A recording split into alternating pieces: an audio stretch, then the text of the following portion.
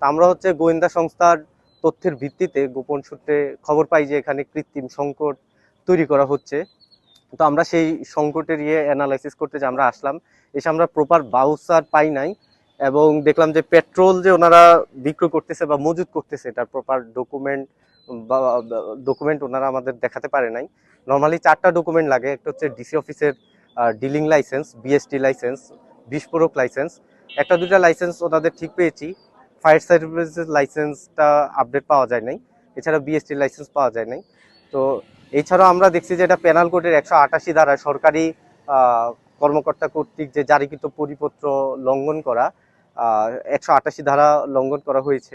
একই সাথে এটা ভোক্তা অধিকার সংরক্ষণ আইন অনুযায়ী এটা হচ্ছে লঙ্ঘন করা হয়েছে। তো আমরা কয়েকটা ধারা মিলিয়ে মানে বিজ্ঞ এক্সিকিউটিভ ম্যাজিস্ট্রেট মনে করছেন যে এখানে মানে ওনার মতে উনি হচ্ছে 90,000 টাকা এখানে জরিমানা আরোপ করেছেন এবং সতর্ক করেছেন। ওনাদেরকে বলা হয়েছে ওনাদের যে গ্যাপগুলো আছে সেগুলো যেন উনি অতি সত্বর এটা পূরণ করে ওনারা তারপর তেল বিক্রয় করবেন। ওনাদেরকে অবৈধ বিক্রয়ের জন্য ওনাদেরকে 90,000 টাকা শাস্তি দণ্ড আরোপ করা হয়েছে এবং সতর্ক করা হয়েছে, যাতে করে ওনারা আগামী 7 দিনের মধ্যে ওনারা এটাকে মেনটেন করবেন।